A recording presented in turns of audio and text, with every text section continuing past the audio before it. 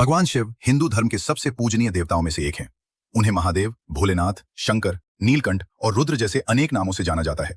वे त्रिदेवों में संहारक माने जाते हैं, लेकिन उनका संहार बुराई को मिटाकर नई शुरुआत करने के लिए होता है। शिव केवल विनाश के देवता नहीं, बल्कि करुणा, ज्ञान, तपस्या और संतुलन के प्रतीक हैं। भगवान शिव को अजन्मा और अनंत कहा गया है। उनका न कोई आरंभ है और न अंत। पुराणों के अनुसार जब संसार में कुछ भी नहीं था, तब भी शिव थे। एक कथा में ब्रह्मा और भगवान विष्णु में श्रेष्ठता का विवाद हुआ। तभी अग्नि का एक विशाल स्तंभ प्रकट हुआ। दोनों उसका अंत खोजने निकले, पर सफल नहीं हुए। तब समझ आया कि वह अनंत ज्योति स्वयं शिव हैं। भगवान शिव का निवास कैलाश पर्वत माना जाता है। वे भव्य महलों में नहीं, बल्कि पर्वतों और प्रकृति के बीच रहते हैं। उनका शरीर भस्म से लिपटा रहता है, गले में सर्प है, हाथ में त्रिशूल और डमरू है, जटाओं में गंगा विराजमान है और मस्तक पर अर्धचंद्र सुशोभित है। उनका हर रूप गहरा आध्यात्मिक अर्थ रखता है। शिव को भोलेनाथ इसलिए कहा जाता है क्योंकि वे अपने भक्तों से जल्दी प्रसन्न हो जाते हैं। वे भेदभाव नहीं करते। देव, मानव या असुर, जो भी सच्चे मन से तपस्या करे, शिव उसे वरदान देते हैं। वे बाहरी दिखावे से नहीं, सच्ची भावना से प्रसन्न होते हैं। भगवान शिव की अर्धांगिनी माता पार्वती हैं। पार्वती ने शिव को पति रूप में पाने के लिए कठोर तप किया। अंततः शिव प्रसन्न हुए और उनसे विवाह किया। शिव पार्वती का मिलन शक्ति और चेतना का संगम माना जाता है। उनके दो पुत्र हैं, भगवान गणेश और भगवान कार्तिकेय।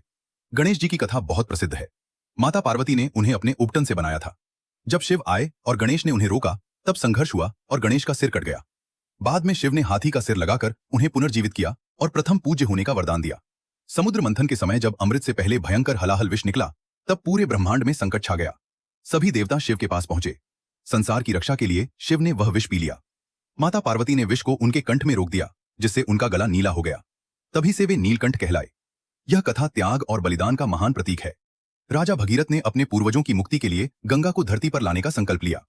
गंगा का वेग बहुत प्रबल था, इसलिए शिव ने उन्हें अपनी जटाओं में धारण किया और धीरे धीरे पृथ्वी पर छोड़ा। इस कारण शिव को गंगाधर भी कहा जाता है। भगवान शिव के माथे पर तीसरा नेत्र है।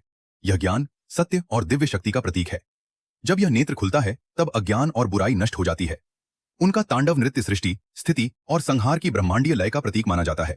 शिव का वाहन नंदी है, जो निष्ठा और भक्ति का प्रतीक है।